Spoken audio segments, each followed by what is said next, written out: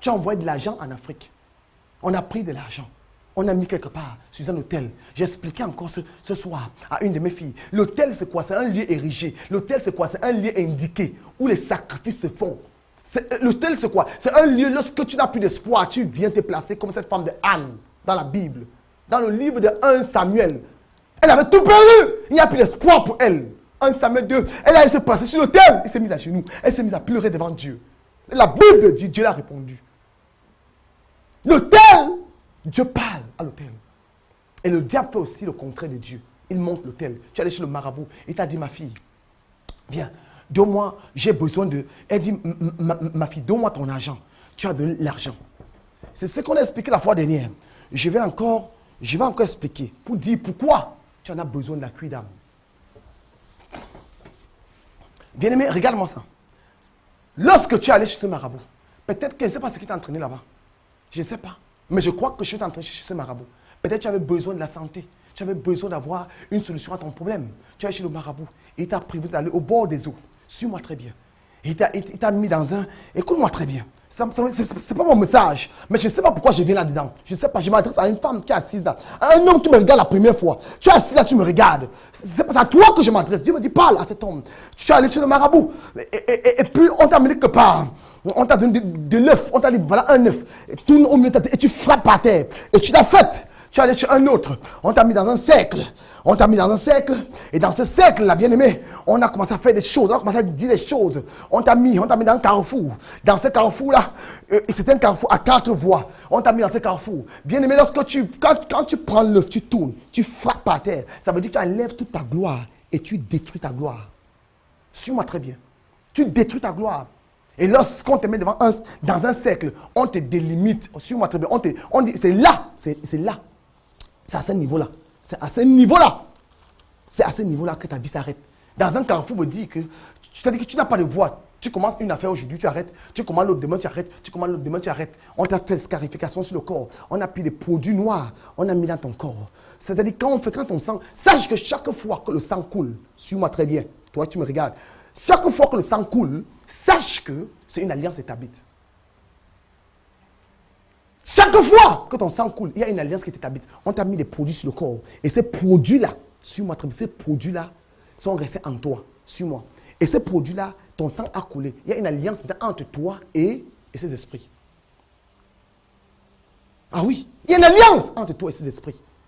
Et maintenant, qu'est-ce qui se passe? L'esprit peut entrer en toi. On peut chasser l'esprit. Tu es d'accord avec moi? On va le chasser. On va dire, esprit, sors d'elle. Elle va tomber, tu vas tomber. Ça va partir, effectivement. Mais parce que l'alliance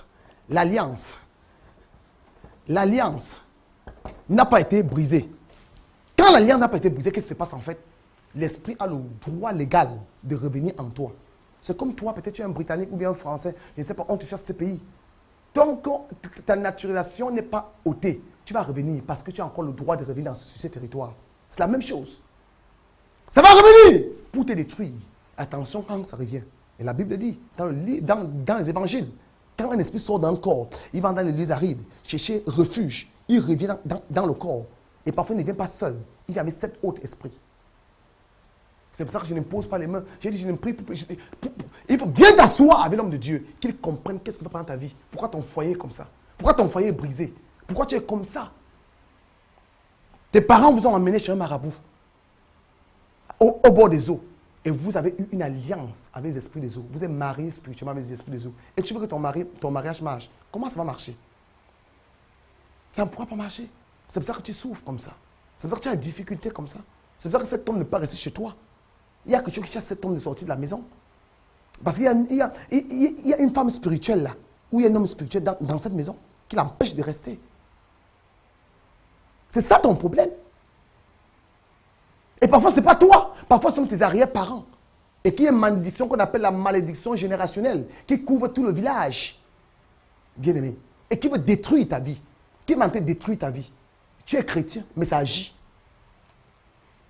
Pourquoi le diable n'est pas fort? Il est fort, mais Jésus-Christ est plus fort que lui. Parce qu'il est tout puissant. Mais alors, Dieu voudrait que tu passes par les étapes. La délivrance, c'est un processus. La délivrance, c'est pas c'est fini. Pasteur, en télévision, pasteur, s'il te plaît, prie pour moi, j'ai vu un esprit la nuit. Le pasteur, sort de lui, sort. Oui, ça va sortir. Et après? Pourquoi le démon est en toi? Pourquoi quand tu dors la nuit, tu sens la présence d'un homme autour de toi? Pourquoi quand tu dors la nuit, tu te réveilles le matin, tu sens que tu es mouillé. Tu dors la nuit, tu ressens. Parfois, tu dors, quand tu te réveilles le matin, tu n'as plus tes sous-vêtements. Quand tu dors, tu te réveilles, tu sens, tu vois les incisions sur ton corps. Pourquoi? Il y a quelque chose qui a été fait. Il y a quelque chose qui a été fait. Et le plus important n'est pas de chasser l'esprit. Le plus important, c'est de savoir où ça vient. Pour détruire un arbre, on ne commence pas par couper les branches. Pour détruire un arbre, on creuse à la racine. Si tu as les oreilles, tu m'entends. Creuse à la racine. C'est la raison pour laquelle le 11, le 12, le 13, nous allons creuser. Oui, à Bolina Road, 42, SI, 16, 3LF. Nous allons creuser. Nous avons toute la nuit des prières. Je vous dis une vérité. Cet immeuble doit bouger. Nous allons renverser les puissants des ténèbres. Nous allons déstabiliser toutes les forces des ténèbres. Prends l'adresse, bien-aimé. Et avant de venir, s'il te plaît, je ne voulais pas que tu... Écoutez-moi très bien. Je n'ai pas envie d'avoir... Le plus important n'est pas d'avoir plein de gens dans l'église. Ce n'est pas ce que nous voulons. Le plus important pour nous, c'est être sûr que lorsque tu reçois ta délivrance, qu'il y a manifestation et qu'il y a un changement dans ta vie. Et je ne serais pas content de t'avoir que tu viens dans l'église, tu t'assois, ta vie ne change pas pendant un an. Non, chez nous, il n'y a pas ça. C'est qu'il y a quelque chose qui ne va pas. Prends l'adresse, ne viens pas directement. Ce que nous demandons que vous fassiez, c'est quoi? Prends l'adresse et appelle. Prends un rendez-vous. Vois l'homme de Dieu. Assieds-toi avec l'homme de Dieu et que vous causez. On va vous faire ce qu'on appelle une cuidam. On va rentrer ta vie en profondeur. Tu vas me dire, pasteur, on va faire la cuidam. Qui t'a fait la cuidam? Quelle cuidam? Une cuidam prend au moins 6 heures. Ceux qui étaient là-bas chez nous aujourd'hui, ils ont vu. La cuidam, ce n'est pas comme ça. Non, on t'enseigne sur le rêve. On t'enseigne sur les malédictions. Qu'est-ce que sont les effets? La cuidam, ce n'est pas la prière. La délivrance, ce n'est pas la prière. Suis-moi très bien. Écoute-moi. Hein. Je veux dire à quelqu'un ce soir, la délivrance, ce n'est pas la prière. Ce n'est pas le fait qu'on chasse les démons. La délivrance, c'est quoi? C'est la connaissance de la parole de Dieu. La Bible dit que c'est la parole qui nous délivre. Tu connaîtras la parole, elle t'affranchira et elle te rendra libre. Lorsque tu reçois la parole, et c'est dans la cuidam qu'on t'enseigne la parole, on te comble la parole. Le jour qu'on vient seulement prononcer les paroles, les esprits sortent parce que tu connais la parole. Je suis allé un jour dans une ville où j'ai prié pour quelqu'un qui avait un esprit très fort. Et cette personne m'a mordu. Et on me disait que quand cette personne te mord, qu'est-ce qui va se passer? Tu vas mourir. Et les gens croyaient que j'allais mourir. Je suis allé, le soir, je rentre dans mon hôtel. Je me couche pendant que je dormais. Mon bras commençait à gonfler. Je me tourne, je regarde mon pied. Mon bras, je regarde. Quand je pensais à la puissance de mon Dieu, le sommeil m'a emporté. Le matin, je me suis levé. Mon bras était cicatrisé. Tu sais pourquoi? Parce que je connaissais. J'avais l'information. J'avais l'information. J'avais l'information. Cherche l'information. L'information, c'est à toi d'acheter l'information.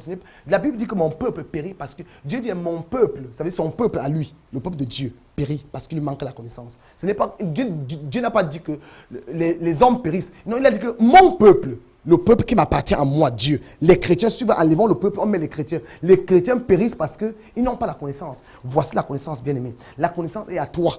La connaissance est à toi. Voilà ce que je t'ai dit. Je donne maintenant. Pendant que je parle, Dieu me dit, il y a une femme, tu me regardes. Tu es assise là, tu me regardes. Dans ta maison, en ce moment que je parle, il y a des trucs que tu es rentré de ton village avec ça, de ton pays avec. Oui, tu es rentré. La parole de connaissance vient, oui. Tu es rentré de King Sacha avec ça. Tu es rentré, on t'a donné, c'est une poudre. Tu as mis ça dans ta maison, c'est sur ton lit. Dieu demande le moment d'enlever et jeter. C'est le moment d'enlever et jeter. On ne mélange pas Dieu et Baal. On ne mélange pas Dieu et Mammon. On ne mélange pas Dieu avec notre Dieu. Notre Dieu est un Dieu jaloux qui punit l'iniquité de ceux qui adorent d'autres dieux. Gloire au Seigneur. Que le Seigneur vous bénisse, bien-aimés. C'était mon introduction. Je reviens sur mon message. Que Dieu soit glorifié. Alléluia. Bien-aimés, la fois dernière, nous parlons de la sorcellerie. Je vais continuer à parler de la sorcellerie. Et malgré que Après le message, nous avons eu des coups de fil de menaces, mais ça ne nous empêchera pas de continuer à parler. Toi qui me regardes en ce moment, je vais te dire une chose, ce qui est vrai. Notre Dieu est un véritable Dieu. Dieu qui a commencé avec nous, il ne nous lâchera jamais. Alléluia. Si tu viens, il y a une très boule de feu qui va t'écraser parce que notre Dieu est un véritable Dieu. Je vais continuer à parler de la sorcellerie bien aimé ce soir. Je te parlerai une fois de plus de la sorcellerie. J'ai parlé la fois dernière les 7 types de sorcellerie qui existaient. Nous avons divisé en 2 grandes catégories. Nous avons parlé de la sorcellerie réelle, la sorcellerie aveugle. Et je tiens encore à parler une fois de plus, bien aimé, sur la sorcellerie aveugle. Je voulais te faire savoir que la sorcellerie aveugle, comme j'ai dit la fois dernière, c'est une sorcellerie, je dirais, c'est la sorcellerie, un sorcier aveugle, si tu veux, c'est une victime d'un sorcier réel. Parce que les sorciers réels sont les individus ou des personnes qui savent qu'elles pratiquent cette activité maléfique. C'est-à-dire un sorcier réel reconnaît qu'il est sorcier. Mais un sorcier aveugle ne connaît pas. Il est donc victime. Qu'est-ce qui se passe? Les sorciers réels vont et puis utilisent les visages. Quand ils trouvent un esprit faible, ils t'utilisent. Quand tu ne pries pas peut-être, ils t'utilisent. Ils utilisent ton visage pour aller effrayer les gens et pour tuer les gens. Et parfois, tu vois des gens au village, on dit, ah, la femme, c'est une sorcière. Mais la femme dit, moi, je ne connais rien. Pourquoi? Parce qu'on utilise son visage, on va tuer les gens partout.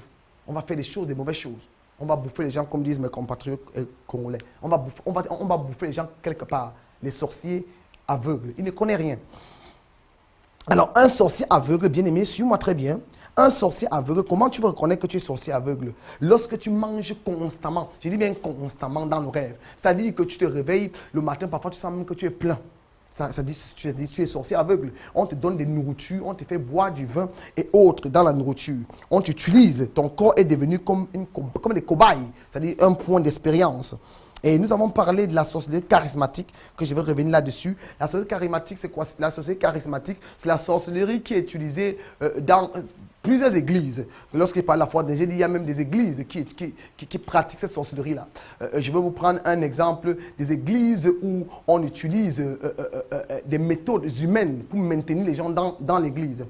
Je veux prendre certaines églises où le leader de l'église va peut-être toucher de la magie pour venir attirer les gens à l'église. Certains qui vont travailler avec l'esprit de divination, qui parlent des choses dans vos vies afin que vous croyez qu'il est un homme de Dieu. On appelle ça la sorcellerie charismatique. Ils vont peut-être dans un pays, ils vont lui donner la puissance. Quand ils font ça, les gens tombent. On dit, oh, il a une grande puissance. C'est ce qu'on appelle la sorcellerie charismatique. Mais parle de Jésus, mais utilise les puissances maléfiques en bas. De même aussi que les femmes ou les hommes de Dieu ou les femmes de Dieu qui utilisent les péchés tels que les péchés d'impudicité dans l'église. Ça, c'est la sorcellerie charismatique. C'est-à-dire que vous allez voir un pasteur, j'ai dit cela la semaine passée. Si tu vas, fidèle, écoute-moi très bien. Je suis le défenseur des fidèles, suis-moi très bien. Si tu vas dans une église, on te dit, le pasteur te dit, tu veux la délivrer, il te dit, viens couche avec moi. Avant que tu sois, ou avant d'être guéri. Bien-aimé, c'est satanique, ce qu'on appelle la sorcellerie charismatique.